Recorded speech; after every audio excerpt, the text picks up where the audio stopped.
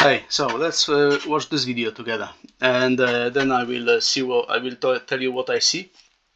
And there are very important lessons that you take from this video, basically about the importance of mastering spin entry and stall, full stall, while flying a high aspect wing, aspect ratio wing like this Alpina 4 from Ozone. I mean, this is not extremely. So now he gets a collapse, no brake horseshoe. One side just stays in front, and he has a huge, massive cravat, like almost 50% of his right side is on the left side. It's crazy. Now he's doing some unnecessary pumping, because there's no way you can pump some half of the wing that doesn't exist. He enters stall, full stall, but I think it's not conscious. It's by accident. Leaves, enters again, now a bit more, and this clears the cravat, the full stall. Now he leaves the full stall a bit dynamically. He's left with a small cravat on the right, and now the spin entry would solve this, no problem, but he probably doesn't know that. He's doing some pumping, and then he stalls again. And luckily, coming out of this second stall, I mean, it clears, but he gets a spin. He almost twists, and he flies free. But this is a lot of luck, actually. I mean, he could got twisted much worse and lose control, or he could got another small cravat by at leaving this full stall. So now let's watch a detailed way. So he flies, and he got this massive and he's accelerated, I believe. If you see here the rollers, how to say, but anyway, so the first thing he does, he bends his knees. This is the proper reaction to that. This actually, in the case something very dynamic happens and the wing starts to turn, you decrease the risk of twisting very significantly. But later on, when he actually gets into the twist, he's not gonna have his legs bent, so it's important to keep them bent like this all the time. Anyway, so now if you look, what happens here is that his wing is fully destroyed. Is just this wingtip is open a little bit, so it's gonna fly in a moment. And what happens in a full stall like this, excuse me, in a full frontal collapse, in a full big large frontal collapse like this, is that the wing will stay behind you. So you're gonna shoot forward, and you're gonna have this pendulum movement, and the next moment you're gonna go under the wing, and the wing is gonna go over you. But if you have a bit that's flying, then this going over you is gonna be very dynamic. And but here he has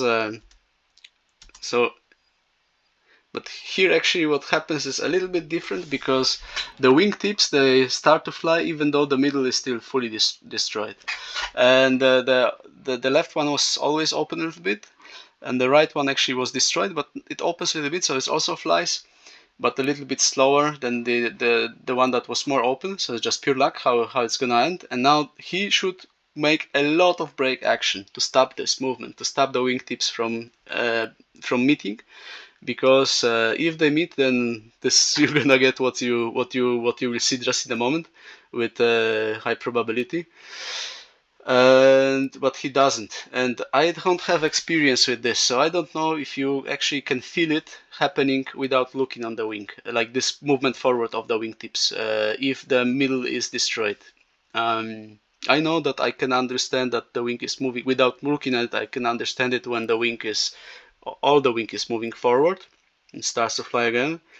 But if this is just the wingtips, I don't know if I would understand it without looking. So important to look over on the wing to see what's happening. Maybe some of you can comment on that if this is possible, because yeah, I'll never train this. It's hard to train probably, so that's why yeah, I don't know if I would react correctly without looking on it. And he's not looking either, so he doesn't know what's happening, and yeah, and he doesn't brake. So he lets the wingtips enter this horseshoe and actually meet. Now they meet, and now this is crazy. Just what happens in this configuration is just the left side just continues to fly, and the right side stays where it is in a huge cravat. This is what you see here happening. It's just, yeah, it's crazy. And now he's started to pump on the right side, but there's nothing to pump because his right side is on the left side in front of his wing. So yeah, pumping won't happen. If you see something like this, it's only full stall. What he does pretty good actually is he has the reflex of keeping direction. So he doesn't let the wing, enter some auto rotation spiral.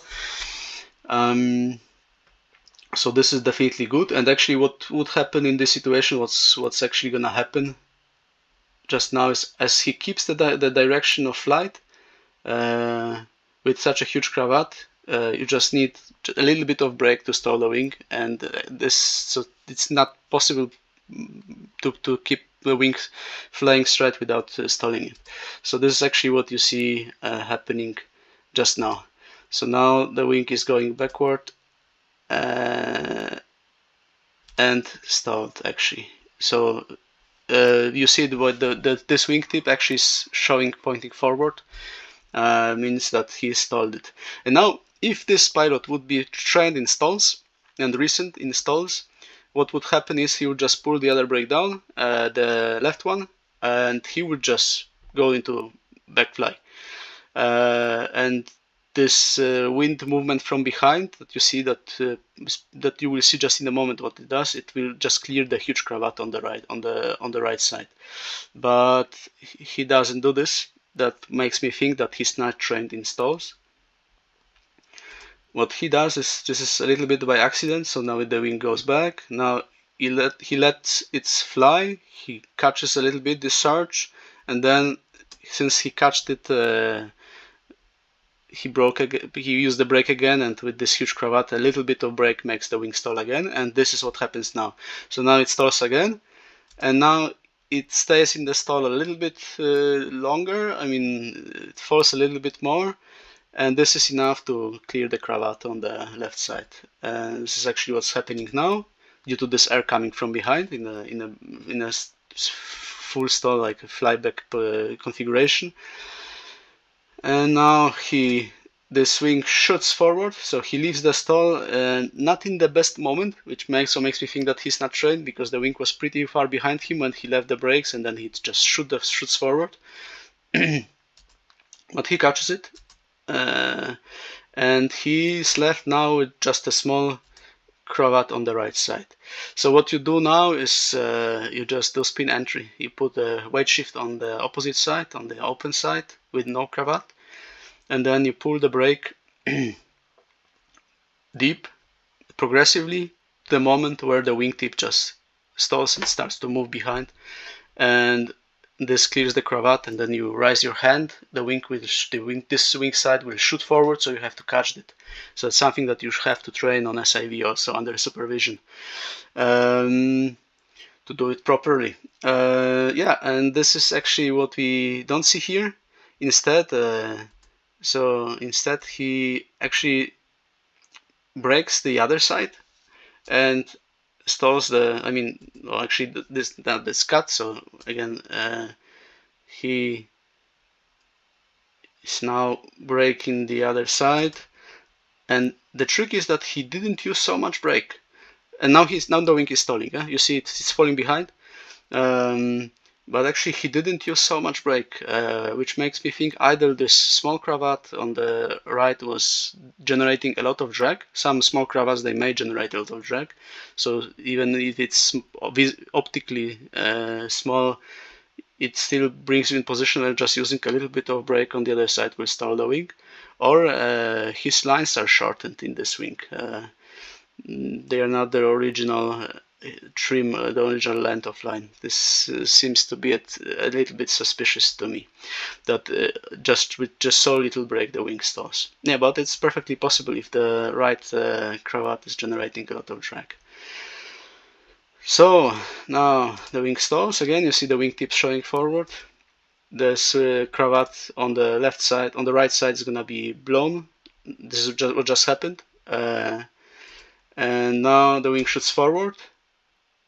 It's from behind, so yeah, it's not the prettiest way of leaving the stall, but I mean, if you have no time, yeah, if you would be low or somewhere, probably I would do exactly the same, but he's pretty high, so no reason to do it.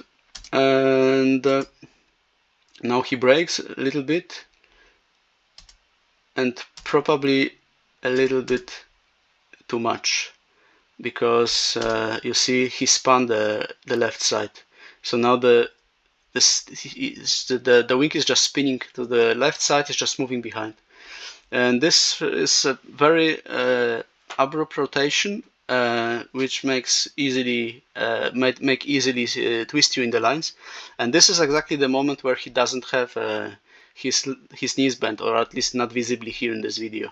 So it would be much better if his knees would be bent until the end, until he is over with all of those negative things, but probably he wasn't planning to do those stalls, I believe, on spins. So this is the reason why, if you are not trained, so maybe even if you are just clearing, if you have any like cravat or something and you are dealing with it, I would already have my knees bent just in case something happens that you don't understand. Yeah, so now it's pretty lucky, because the wing now makes like a 180 turn, so the leading edge is pointing somewhere behind, so he's like half twisted, but then he's getting untwisted just directly. So this is very lucky, and now he's yeah, free to live another day. So this is it. Summing up, if you have like this thing, so if you have something, it's always advisable to look up, and if you see something like this and your wingtips coming forward, you have to brake, but this is happening very fast, so yeah, it has to be kind of like instinctive reaction by a lot of training. But yeah, well, horseshoe, I have never trained this, so I don't know how it would happen if I would be in the same situation, even with my SIV/acro beginning training. Anyway, but now if you don't brake, then you get this, and this is just a massive cravat. And massive cravat means pumping like this, it brings nothing. I mean, you may do one pump if you like, but you just do one pump, because pumping many times like a little bit like this makes no sense. So the pumping movement is like one profound pump. You go deep and you try to stall it. If it doesn't work, yeah, then you have to do full stall. And be prepared that you may actually get the wing full stalled just by keeping it flying straight with a huge cravat like this. That's why it's important to learn stalls, full stalls. And learning full stalls, I mean like really learning full stalls, not doing like one full stall on the second day of your SIV, because this is crazy and this is just gonna freak you out, most probably. Learning stalls means doing 200 stalls. And you beginning, if you are like on a serious SIV course, you beginning stalls only pretty late, or actually at the end of your SIV, when you are already like used to, you know, large movement of wings, of crazy configurations and all the stuff, spirals and stuff, everything that may happen actually if stall goes wrong. So that if the wing, because in stall you may have this movements you've seen in my other videos, you may fall into the canopy, basically go through the lines if you don't use brakes appropriately, the right moment. So basically it's a very advanced maneuver. It's not something that you should train on your own in any case. It's always under supervision and over water with safety boat and stuff like this. At least the beginning of stalls, and I mean I did like 3 full days of stall under supervision before I went to do it on my own, and I was scared like shit doing it on my own. But anyway, so this is the importance of full stalls training, full stalls, like doing 200 full stalls. But before you do this, because this is for the big occasions like this, you should be able to clear cravats by using like spin entry. So, and this is something that I had on my, I think, like third day of my SIV, or fourth day.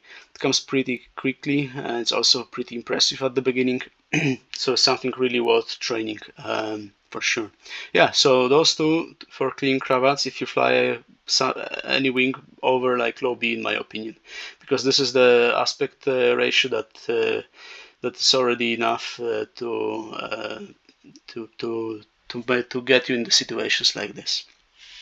So please like, subscribe, comment, and let me know what you think. And see you watching another video together.